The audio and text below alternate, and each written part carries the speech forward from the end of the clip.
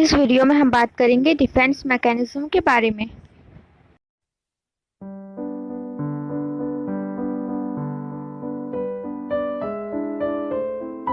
Defence mechanism के बारे में सिगमंड फ्रॉइड ने पहली बार बताया था, जो कि एक न्यूरोलॉजिस्ट थे और वो फाउंडर ऑफ साइको एनालिसिस भी है। उनके अनुसार डिफेंस मैकेनिज्म कुछ ऐसे साइकोलॉजिकल मैकेनिज्म या टेक्निक्स है जो कि ईगो यूज करता है हमें एंजाइटी से बचाने के लिए या फिर एंजाइटी को कम करने, रिड्यूस करने के लिए। फ्रॉइड ने 3 टाइप के एंजाइटी के बारे में बोला था: न्यूरोटिक एंजाइटी, रियलिटी एंजाइटी और मोरल एंजाइटी। न्यूरोटिक एंजाइटी तब होता है जब ईद का इम्पल्स या फिर डिजायर बहुत ज़्यादा बढ़ जाता है और ईगो उसे कंट्रोल नहीं कर पाता, जिस वजह से ईद और ईगो में कुछ कॉन्फ्लिक्ट्स होते हैं, जिस वजह से ये न्यूरोटिक एंजाइटी होती है। ईद, ईगो, सुपर ईगो किस तरह से काम करता है और ये क्या है, इसके बारे में पूरी जानकारी के लिए डिस्क्रिप्शन में मेरी वीडियो की लिंक दी गई है, आप उस वीडियो को देख सकते हैं। आपको ईद, ईगो, सुपर ईगो के बारे में पूरी जानकारी मिल जाएगी। दूसरा है रियलिटी एंजाइटी। रियलिटी एंजाइटी में हमें डर होता है रियल वर्ल्ड और इवेंट्स का, जिसकी वजह से एंजाइटी होती है। जैसे कि रास्ते में कोई चल रहा है और वहाँ पर वो देख रहा है एक डॉग है जो कि उसे काट सकता है, तो इस वजह से उस पर्सन में एंजाइटी होगी कि वो अगर आगे बढ़ेगा तो वो डॉग उसे काट लेगा, जिसे रियलिटी एंजाइटी कहते हैं। एग्जाम से पहले जो हमें डर लगता है वो भी रियलिटी एंजाइटी में आता है। थर्ड है मोरल एंजाइटी। मोरल एंजाइटी तब होता है जब ईद के इम्पल्स और सुपर ईगो में कॉन्फ्लिक्ट होता है। ईद जहाँ डिजायर और इम्पल्सिस के बेस पे यानी कि प्लेजर प्रिंसिपल पे काम करता है, जिसके बेसिस पे वो जो चाहता है वो उसे पाना चाहता है, वही सुपर ईगो उस पर रिस्ट्रिक्शन लगाता है अगर वो चीज़ सही नहीं है तो, जिसकी वजह से दोनों में कॉन्फ्लिक्ट होता है। इस वजह से जो एंजाइटी होती है उसे मोरल एंजाइटी बोलते हैं। इन तीनों एंजाइटी को कंट्रोल करने के लिए या फिर इन तीनों को रेड्यूस या कम करने के लिए ईगो बहुत सारे टेक्निक्स डेवलप किया है। इन्हीं सारे टेक्निक्स को हम डिफेंस मैकेनिज्म बोलते हैं।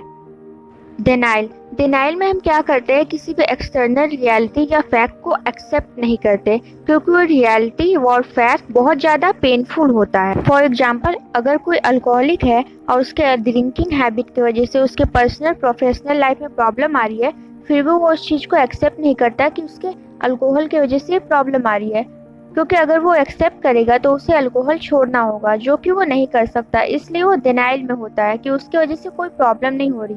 सेकेंड है डिस्प्लेसमेंट। डिस्प्लेसमेंट में क्या होता है, हम टारगेट को चेंज कर देते हैं। मतलब कि हमें गुस्सा किसी पे आया और हमने गुस्सा अपना किसी और पे निकाल दिया। हमारी फीलिंग्स, हमारा गुस्सा किसी एक टारगेट पे है, लेकिन क्योंकि उस पर्सन पर हम अपना गुस्सा नहीं निकाल सकते तो हम दूसरे पर्सन पे निकाल देंगे या फिर दूसरी कोई ऑब्जेक्ट पे। फॉर एग्जाम्पल, अगर कोई वर्कर है जो कि किसी ऑफिस में काम करता है और उसके बॉस ने उसे कुछ बोल दिया, तो उससे बॉस पे गुस्सा आया, पर वो बॉस पे अगर गुस्सा करेगा तो ये उसके लिए अच्छा नहीं है, इसे काम से निकाल दिया जा सकता है। तो इसलिए वो गुस्सा अपने बॉस पे नहीं दिखाएगा, वो घर आकर अपना गुस्सा अपने फैमिली मेंबर्स पे दिखाएगा। तो इस तरह से उसने अपना गुस्सा डिस्प्लेस कर दिया। इंटेलेक्चुअलाइजेशन। इंटेलेक्चुअलाइजेशन डिफेंस मैकेनिज्म में हम किसी भी सिचुएशन या फिर एक्सपीरियंस को इंटेलेक्चुअली देखते हैं, लॉजिकली देखते हैं, इमोशनली नहीं देखते। फॉर एग्जाम्पल, अगर किसी को टर्मिनल इलनेस है जिससे उसकी डेथ हो सकती है, तो वो पर्सन इमोशनली ना सोचकर उस बीमारी के बारे में इमोशनली परेशान ना होकर डिजीज को लेकर लॉजिकली थिंक करता है। वो उस डिजीज के बारे में और पता करने की कोशिश करता है और नॉलेज गेन करता है और अपना हेल्थ स्टाइल किस तरह ठीक किया जा सके ये सब करता है।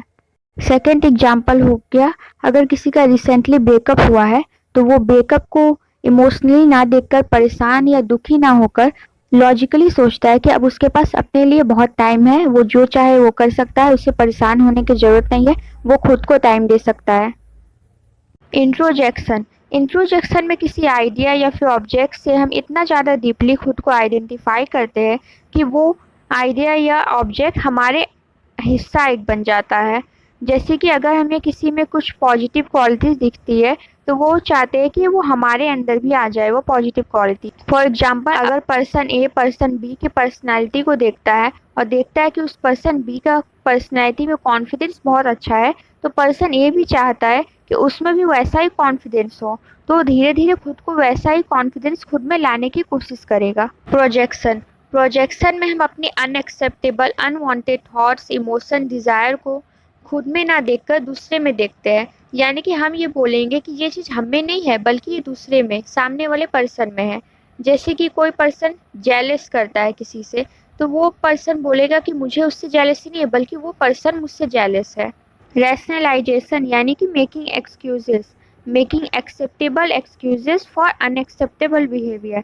यानी कि अगर किसी पर्सन को कोई गलती हो गई या कोई बिहेवियर ऐसा हो गया जो कि सही नहीं है, तो उस चीज़ को रैशनलाइज करता है, उसके लिए कुछ एक्सक्यूजेस कुछ कारण लॉजिकल कारण बताकर एक्सप्लेन करने की कोशिश करता है। जैसे कि फॉर एग्जांपल कोई पर्सन किसी टेस्ट में फेल हो गया, तो वो इस चीज़ को एक्सेप्ट नहीं करेगा कि वो उसने पढ़ाई नहीं की तो वो फेल हो गया, बल्कि एक्सक्यूज़ देगा कि रिवीजन पीरियड के टाइम में उसके पास बिल्कुल भी टाइम नहीं था रिवाइज करने का, इसलिए वो फेल हो गया। रिएक्शन फॉर्मेशन में क्या होता है, कुछ ऐसी विश या इम्पल्सेस होती है जो कि अनएक्सेप्टेबल होती है या फिर डेंजरियस होते हैं।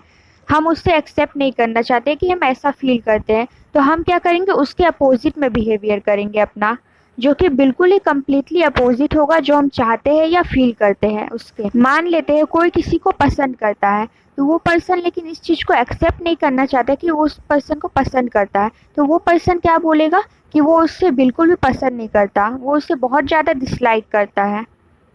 रिप्रेशन रिप्रेशन में हम अपनी किसी ऐसी फीलिंग्स थॉट्स या फिर पास्ट एक्सपीरियंस को रिप्रेस कर देते हैं, यानी कि छुपा देते हैं अनकॉन्शियसली अपने अनकॉन्शियस माइंड में, जो कि कॉन्शियस माइंड में नहीं आ पाती, जिसके बारे में हम बिल्कुल ही भूल जाते हैं। फॉर एग्जाम्पल किसी को बचपन में अब्यूज़ किया गया था, तो वो बड़े होते होते अपनी उस फीलिंग को अपने एक्सपीरियंस को रिप्रेस कर देगा, जो कि उसके कॉन्शियस माइंड में कभी नहीं आ सकती, क्योंकि अगर ये सोच और बातें और एक्सपीरियंस उसके कॉन्शियस माइंड में आ गई तो वो बहुत ज़्यादा पेनफुल एक्सपीरियंस होगा उस पर्सन के लिए और बहुत ज़्यादा एनजाइटी क्रिएट होगा, जिसके बचने के लिए वो उस पास्ट एक्सपीरियंस को रिप्रेस कर दे रहा है।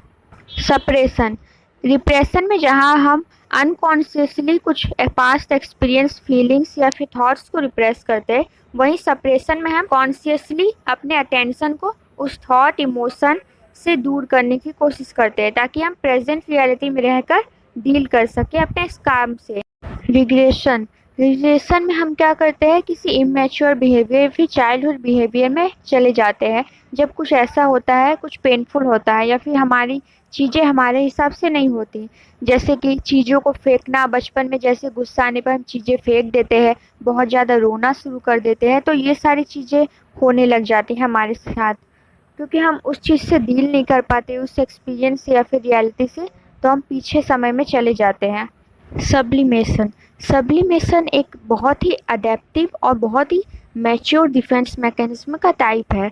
सब्लिमेशन में हम क्या करते हैं, अपने किसी अनहेल्पफुल और अनएक्सेप्टेबल बिहेवियर एक्शन या फिर इमोशन फीलिंग को ट्रांसफॉर्म कर देते हैं किसी एक्सेप्टेबल वे में। फॉर एग्जांपल अगर किसी पर्सन को बहुत ज़्यादा गुस्सा आता है, तो वो उसका बिहेवियर जो अनएक्सेप्टेबल है, वो हर जगह गुस्सा नहीं निकाल सकता और ना ही वो गुस्सा अपने अंदर दबा सकता है, तो इस चीज़ से बचने के लिए वो अपने उस गुस्से को कहीं और इस्तेमाल करेगा जो कि बहुत ही एक्सेप्टेबल होगा। जैसे कि वो जूडो कराटे में जा सकता है, जहाँ पर अगर उससे गुस्सा भी आया तो अपना गुस्सा निकाल सकता है, जो कि काफ़ी एक्सेप्टेबल वे में होगा। कई लोग पेंटिंग करना स्टार्ट कर देते हैं। कुछ लोग जो सैडिस्ट होते हैं, यानी कि जिन्हें डिस्कम्फर्ट और पेन से प्लेजर मिलता है देखकर दूसरों का, वो एक डेंटिस्ट या सर्जन बन जाएंगे, जो कि काफ़ी एक्सेप्टेबल होगा। हम सब डिफेंस मैकेनिज्म का यूज़ करते हैं एंजाइटी को रिड्यूस करने के लिए या उससे बचने के लिए, पर प्रॉब्लम तब आ जाती है जब कोई पर्सन डिफेंस मैकेनिज्म को हर वक्त हर बार यूज़ करता है और रियलिटी से दूर होता जाता है।